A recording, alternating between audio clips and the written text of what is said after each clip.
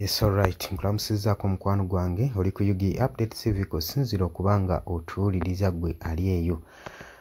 Nga bulijjo nje n'omuhozi Kayinugaba nga weeri enkolaye ey'okugenda maaso n'okutweetinga n'okugereegerera ssaako n'okubanga aboostinga okusinziira ku ebyo ebigenda maaso n'eggwanga gye biyitamu.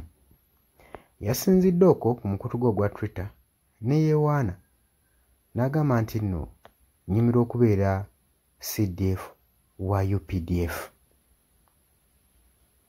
Lwaki yayogedde kino? Yavuddeyo n'agamba nti nno ne yeewaana n'agamba mmwe temumanyi bwe kiwulikika kubeera CDF, Chief of Defence Force. Mpulira nga nnenyumiriza mulimu gwange guno. Era mu nsi yonna tebabalimba nti no waliyo omulimu omulala omulungi nga guno ogw'okubeera Chief of Defence Force. Ki ekyamuviiriddeko okwogera bino byonna? Je n'omuhozi Kayinugaba omu ku bafollowers be baavuddeyo ne bamubuuza nti onyumirwa nnyo okubeera mutabani wa Mwami Yoweri Kaguta Museveni, omukulembeze w'eggwanga. N'agamba nti nedda, okubeera omukulembeze w'eggwanga kibbo wa buboyi gye ndi, wabula ate wandimbuuzizza kiwulika kitya okuba nga ndi Chief of Defence Force mu UPDF Army. N'agamba awulira kyekintu ekiri exciting mu bulamu bwe. Tetumanyi lwaki yakoze statement eno. Kimunyumira nnyo. Kimunyumira nnyo olw'ensonga nti ayima yonna gy'ayime n'akola orders ezigenda mu maaso n'okuteekako bannayuganda obuvune, obusago, oba anyumirwa nnyo okutuntuza eggwanga. Kubanga bukyanga abeera mu kifo ekyo, nze ndaba orders zonna zonna z'akola za kutiisatiisa ba leaders of opposition, kubatiisa kubaggyako mitwe, kukanga ggwanga, kugamba ebintu ebitiisa eggwanga ebigimalako emirembe bye ndaba bigenda mu maaso okuva gye n'omuhozi Kayinugaba bwe yagenda mu maaso n'okufuna kino ekifo. Se bannayuganda bwe tulabye n'ababaka ba Parliament nga nabo bagenda mu maaso n'okutiisibwa mu kifo kino omuhozi kye baamuwaamu. Kugamba kiringa ekifo eky'entiisa eri bannayuganda bonna, whereby ne Parliament Committee nayo erina ekyekango ku kifo kino. N'amawanga agatuliraanye ago ge tulinamu diplomatic relations nago galisiivinga dda ku busagwa bw'ekifo kino. Golowooza ki mukwano gwange? Kulekedde akalowooza akujjamu mu comment section. Mbaagala nnyo, mweraba. Yes, oli ku Yugi Update TV kw'osinzira okuba nga otuuliza gwe mukwano gwange yonna yenna ali eyo. Gwe nagambye agala otweyungako, agala okweyunga ku channel eno, kirira wansi waliwo ekigambo subscribe kikooneko okoonene mukadde. Temwerabirako na mukadde kubanga akadde ako mukwano gwange gakuyambako nnyo okuleetera notification message bwe waba nga waliwo information yonna gye tutaddeko. Ate buli w'osubscribing obeera otufollowinze, kitegeeza buli kimu kye tunaateekako ojja kuba nga okifuna gwe mukwano gwange. Leka okeepingwe ng'oli updated ku buli kimu ekigenda mu maaso mu ggwanga gwali eyampuliriza. Abali mu Qatar, Oman, Dubai, Saudi Arabia, abali e Dubai, abali mu US, abali mu UK, abali Canada, abali mu South Africa, nammwe abali mu ndwana Kenya, nalekaani menyaani, nammwe abali mu Asia, matumiddeko nnyo, mwe bali kwekuumira ku Yugi Update TV. Mwe mubeezezzaawo amayengo gano aga Yugi Update TV. Mikwano gyange sola beebaza kinnoomu, wabula nsazeewo nkozese lino eddoboozi ery'ewamu nsobole okubeebaza. Mwebale kuyimirizaawo channel eno, mwebale mwabajja, naddala mwabajja mu comment section ne mukomentinga ne muteekako endowooza yammwe ne mutangaaza bannayuganda ku ki ekiteekeddwa ekituufu okukolebwa gwe okusinziira ku ndowooza yo.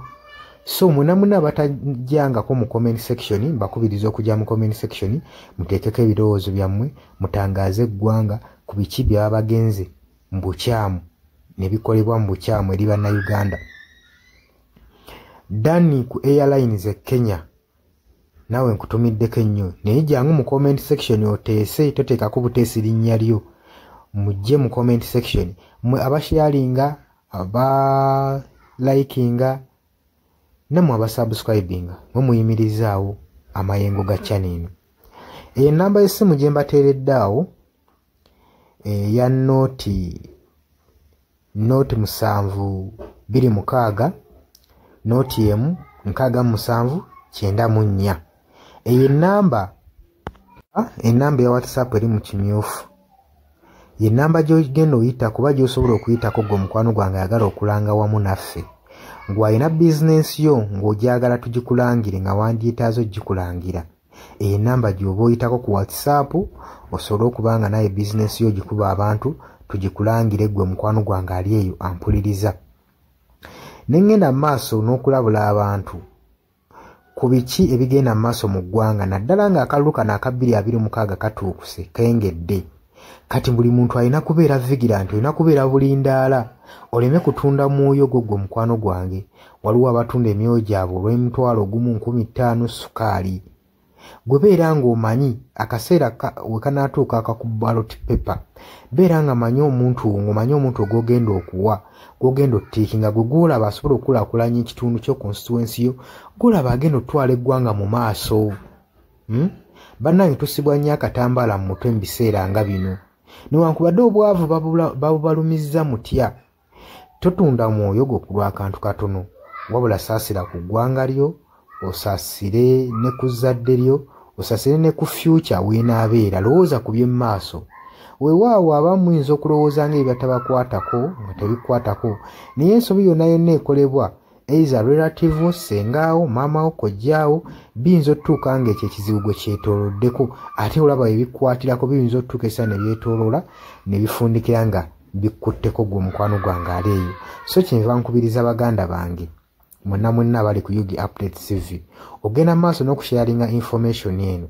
Baganda baffe beebereremu ate era baleme kutunda mwoyo gwa ggwanga, babeere nga batambulira ku mazima, nga bayimirira ku mazima, nga bayimirirawo ku lw'eggwanga lyaffe erijja mu maaso, ku lwa future y'abantu baffe n'eggwanga lyaffe mu maaso, kubanga buli muntu ekigenda mu maaso kati akiraba. Gwe atalaba kigenda mu maaso nkakasa obeera muzibe.